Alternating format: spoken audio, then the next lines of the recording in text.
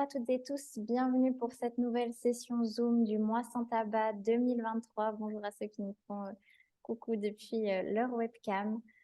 Je suis contente de vous retrouver. Si on ne s'est jamais vu, je m'appelle Magali, je suis la coordinatrice du mois sans tabac pour la Romandie et j'ai encore aujourd'hui la chance d'être accompagnée du docteur Humer pour cette nouvelle session AJ21. Le docteur Humer va vous parler et répondre à vos questions aussi aujourd'hui autour du thème de finalement votre nouvelle identité, ce nouveau vous sans tabac. Donc on se réjouit peut-être aussi de découvrir vos questions, peut-être de vous entendre. Donc pour le déroulement de cette séance, on va dans quelques secondes commencer cet échange. Sentez-vous libre de poser toutes vos questions dans le chat ou même en ouvrant votre micro si vous êtes à l'aise. La session est enregistrée pendant les 30 premières minutes afin qu'elle soit accessible en replay. Et ensuite, pour les 15 dernières minutes, on coupera l'enregistrement si vous vous sentez plus à l'aise de poser vos questions au docteur Humer sans être enregistré. Voilà, je crois que le cadre est dit. J'aimerais encore une fois vous dire bravo d'en être là, que vous ayez complètement arrêté de fumer ou pas encore. Vous avez évidemment votre place ici, donc bravo à vous pour cette aventure et on se réjouit de voir surtout comment elle se passe pour vous sans faire de suppositions. Je vais tout de suite laisser le docteur Humer se présenter si nécessaire, s'il y a des personnes qui vous voient pour la première fois et puis on va commencer cet échange. Voilà, merci Magali. Bonjour à tout le monde. Donc, je suis Jean-Paul Humer, je suis médecin directeur du CIPRE Genève, qui est l'association qui s'occupe de la prévention du tabagisme dans le canton de Genève. Et nous sommes, depuis déjà l'année passée, partenaires en fait de cette activité qui a lieu chaque automne depuis l'année passée. Voilà. Et puis, c'est l'occasion d'intervenir auprès de vous ce genre de session. Et puis là, on est plutôt dans une session où on va un petit peu faire un peu le bilan, si on veut, de ce que vous avez mis en place, quelle a été l'évolution aussi de ces dernières semaines, et puis comment, pour ceux qui ont atteint cet état, comment se passe le passage à l'identité du non-fumeur que certains d'entre vous sont peut-être devenus. Voilà, donc je n'ai pas d'a priori sur ni de discours ou de conférence à vous faire, c'est plutôt au contraire vous faire participer et évoquer un petit peu votre parcours et ce que vous en pensez, ce que vous avez vécu, et puis commenter là-dessus et apporter des réponses aux éventuelles questions qui viendront avec votre témoignage. Voilà. Et je vous donne la parole.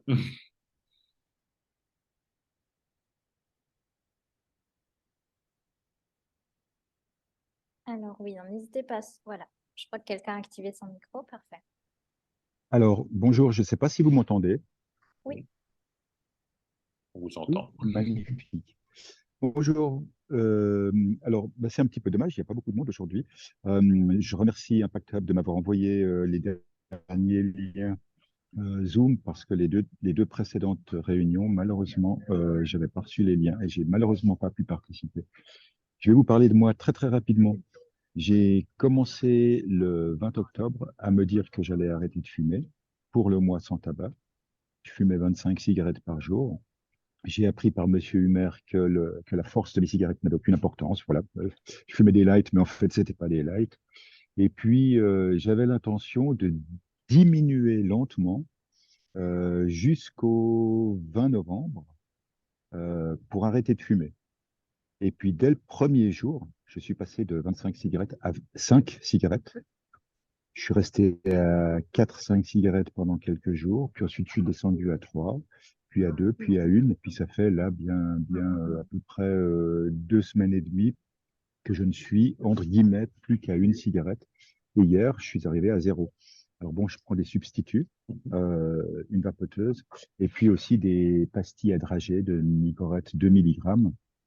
Et en fait, depuis le début où j'ai commencé, j'ai l'impression que je consomme la même chose en nombre de dragées Nicorette et nombre d'aspirations de vapoteuses, que je sois à 0 cigarette, depuis hier, je suis à 0, ou que je sois à 5, 10 cigarettes par jour. Donc, je me demande si c'est normal parce que j'ai l'impression que je fume, hein, j'en ai 65, j'ai l'impression d'avoir aucune gêne, aucune appréhension, aucune crispation. Est-ce que c'est normal, docteur?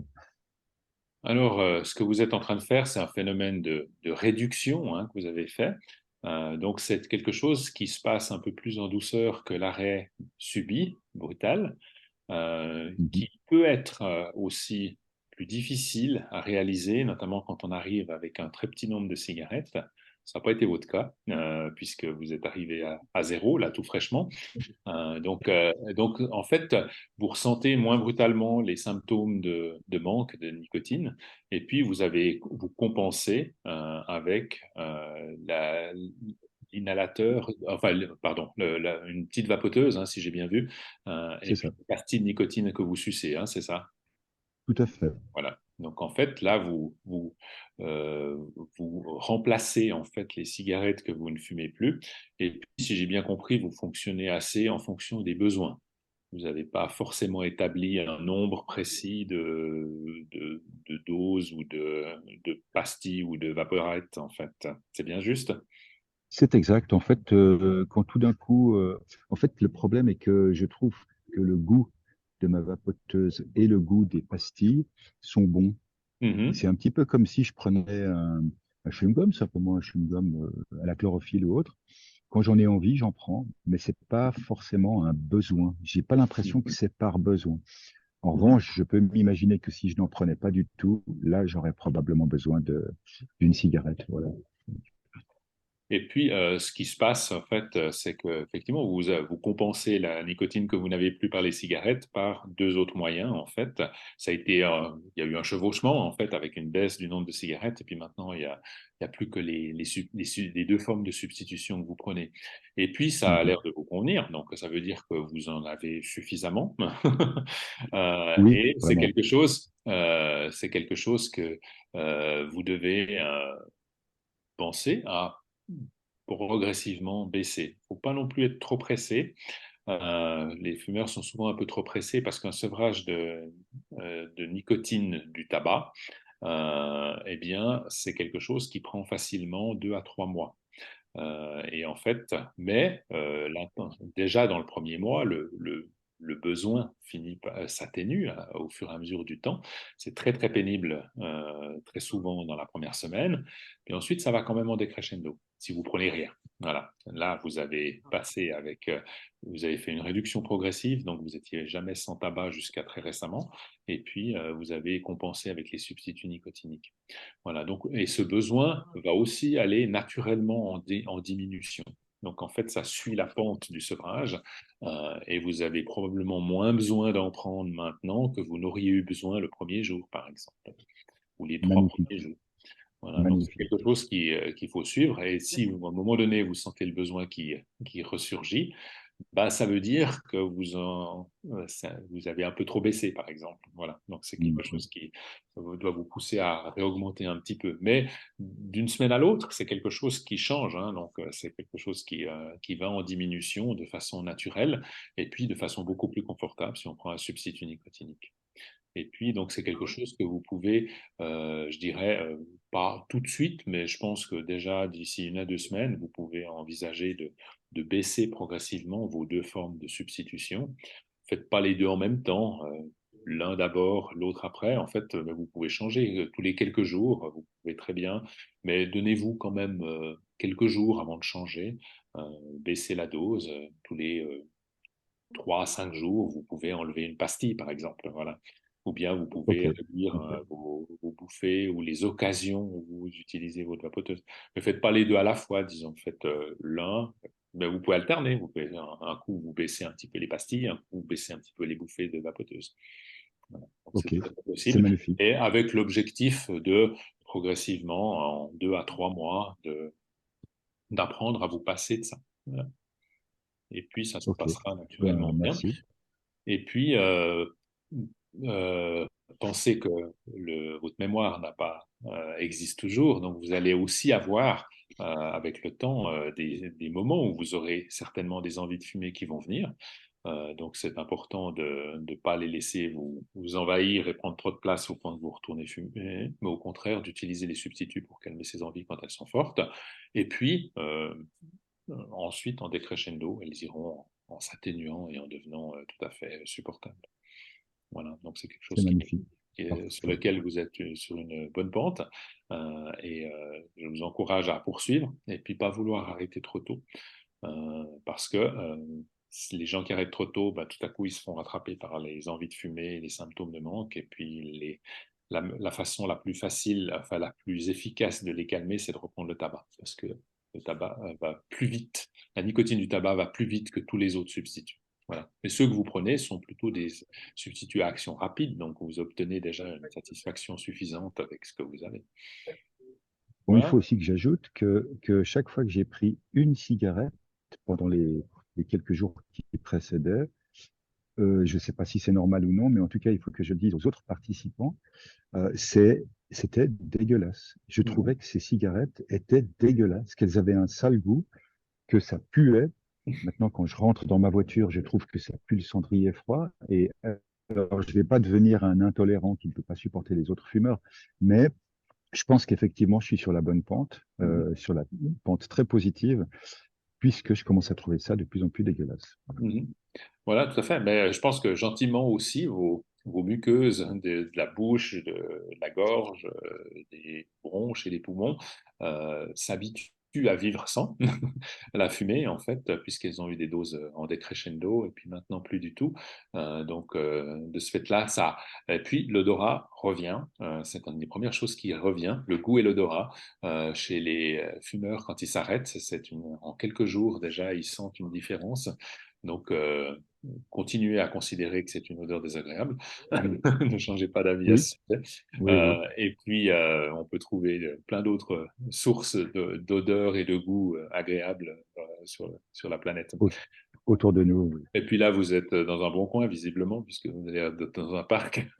Ouais, ouais, je suis un petit peu dans la nature. Ça fait du bien. Voilà. Ah oui. Mais j'applique tous les préceptes du mois sans tabac. J'essaye.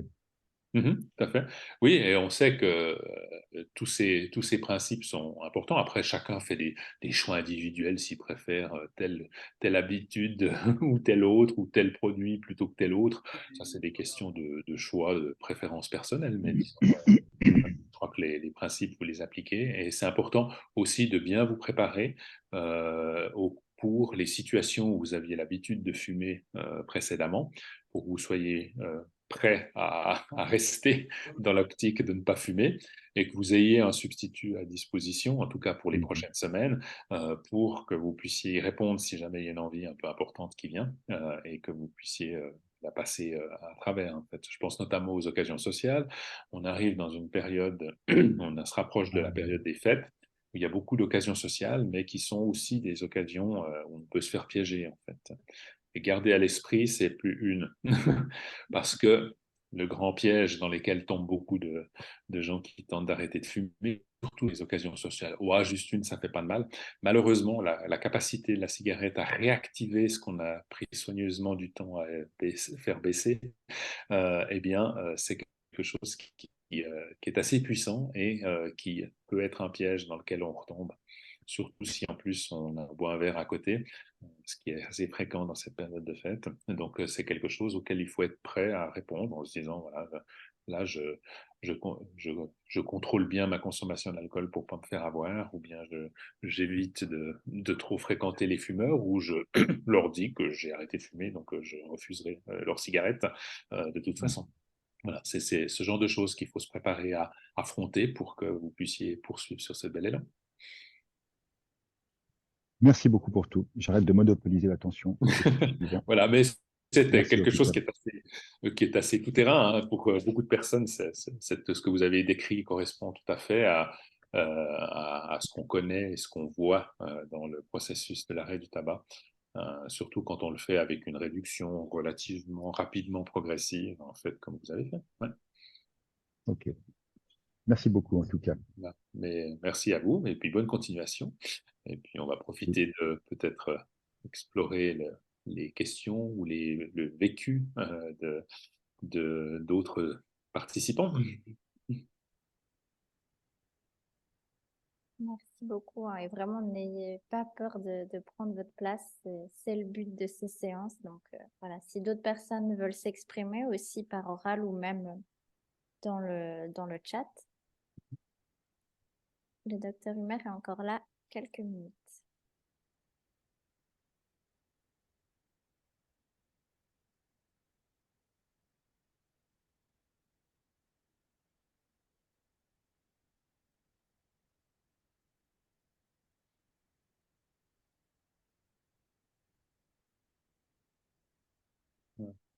Ouais, On bon, va encore n'hésitez vous pas. faire part de son expérience, de son vécu, comment il s'y est pris. Et bon, donc, c'est vrai que dans tous les cas, que votre partage, Didier, je pense, résonne avec le vécu de beaucoup de personnes. Voilà. Oui, avec la particularité qu'il l'a fait de façon progressive. Particularité, c'est une façon de faire, mais ce qui est important aussi, c'est de le faire de façon rapidement progressive. Faire ça quand j'étais, je crois, à 25 cigarettes par jour. Si je reprends l'exemple de Didier, eh bien, disons, si on enlève une cigarette tous les 10 jours, c'est une diminution qui est beaucoup trop lente, en fait, et qui risque de ne pas marcher, parce que les gens, en fait, voient peine souvent à progresser. Par contre, de le faire sur une période relativement rapide en baissant le nombre et en ayant une substitution en parallèle qui permet justement de compenser ce que vous ne fumez plus avec la nicotine d'une autre manière, en fait. Donc ça, c'est quelque chose qui est un bon plan. On peut aussi arrêter complètement du jour au lendemain. Ça marche aussi bien. C'est même la méthode qui marche le mieux. Par contre, on affronte le manque et de façon quand même assez substantielle les premiers jours et il faut prendre suffisamment de nicotine par une forme ou une autre pour être confortable et puis pas retourner au kiosque acheter des cigarettes. Moi, je peux peut-être rajouter un élément qui pourrait peut-être être utile à certaines et certains participants s'ils fonctionnent plus ou moins comme moi. Euh, Moi, j'ai toujours eu besoin d'être le bon élève. Et avant de commencer à réduire de 25 cigarettes à zéro, pendant 6 mois, j'ai clamé autour de moi, auprès de mes potes, mes amis, ma famille, que dès que j'arrivais à la retraite, j'allais arrêter de fumer. Et c'était important pour moi de le faire savoir le plus largement possible. Mhm. Et dans cette démarche, quand on va commencer, on ne veut pas passer pour un crétin face à son entourage. Donc, on se sent obligé vis-à-vis des autres. Et alors, pour ceux qui fonctionnent comme ça, bah, je trouve que c'est un excellent moyen de se préparer Mhm. pour le jour J où on va commencer à diminuer ou arrêter. Alors moi, bien sûr, j'ai de la chance parce que j'ai commencé en arrivant à la retraite, donc j'ai plein de temps à disposition. J'ai plus le stress habituel du travail. Et peut-être que l'autre conseil qui peut être donné aux autres participants, participantes, c'est euh, Hum, faites gaffe à ne pas commencer ça quand vous êtes dans une période de grand stress professionnel, parce que c'est tellement difficile à arriver à concilier la pression professionnelle et en même temps la contrainte de la réduction. Voilà. Oui, j'abonde dans votre sens, en fait.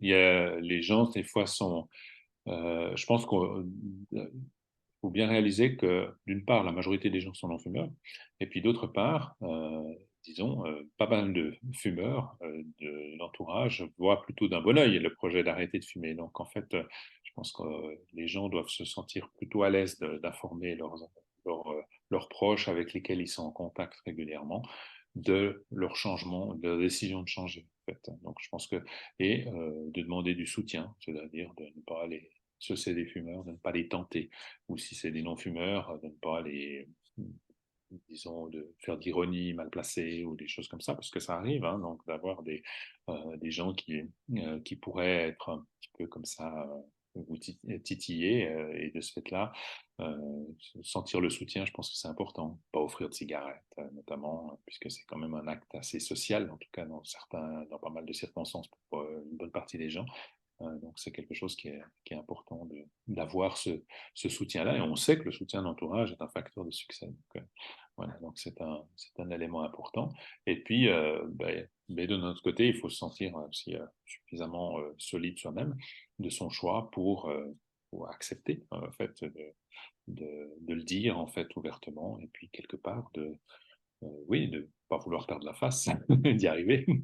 Voilà. Voilà mon commentaire par rapport à ça. Mais je pense que de toute façon, c'est un comportement éminemment social. Donc finalement, un jour ou l'autre, de toute façon, l'entourage va voir qu'on ne fume plus ou au contraire euh, et peut être aidant. Et si on leur a demandé justement d'être aidant, je pense que on se met quand même des alliés de plus plutôt que des gens qui mettent des bâtons dans les roues. Merci beaucoup. Est-ce que avant qu'on coupe l'enregistrement, est-ce qu'il y a encore une personne qui aimerait partager? N'hésitez pas. N'hésitez pas à me couper hein, si jamais. Et sinon, alors peut-être avant qu'on coupe l'enregistrement et qu'on garde encore 15 minutes hors enregistrement, Docteur Humer, est-ce que vous aurez quelque chose à dire peut-être aux personnes on est donc le 21 novembre, se rapproche donc de la fin du programme, si des personnes n'ont pas complètement arrêté de fumer ou qu'elles sont encore en train, enfin, comment penser à l'après et est-ce que tous ces conseils, je pense que j'ai déjà la réponse, mais sont toujours applicables même après, une fois que le mois de novembre est fini? Bien sûr, oui. Oui. Je pense que de toute façon, tout ce qu'on propose est utilisable en tout temps. Ce qu'il y a, c'est qu'on a une sorte d'élan collectif et de soutien collectif avec la mise à disposition de soutien professionnel aussi qui rend la chose aussi plus aisé. En fait, ça reste quand même si je dis plus aisé, c'est quand même un processus difficile, mais disons, ça facilite en tout cas d'avoir tout ça. Mais on peut en tout temps, bien sûr, réappliquer la même chose.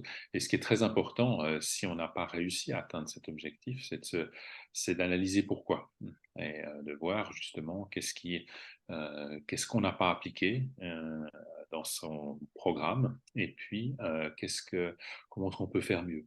Et puis, c'est pour ça que ça me paraît important de dire que d'avoir essayé une fois n'est pas et pas réussi, eh bien, ou plusieurs fois, c'est pas une condamnation éternelle et de rester fumeur toute sa vie. Au contraire, on est toujours un candidat à l'arrêt dès le moment où on est fumeur, et quel que soit le nombre de tentatives qu'on a fait. Vous réalisez aussi que c'est souvent nécessaire de faire plusieurs tentatives d'arrêt pour y arriver. Donc, c'est juste normal d'y essayer plusieurs fois. Et puis, en général, ce qui se passe, c'est qu'avec les tentatives qui se répètent, les gens mettent aussi plus d'efforts et utilisent plus de moyens pour arriver à leur fin. Voilà. Donc, en fait, et les points importants qu'on peut dire pour toute personne, c'est de trouver du soutien. Deux, c'est de faire un plan.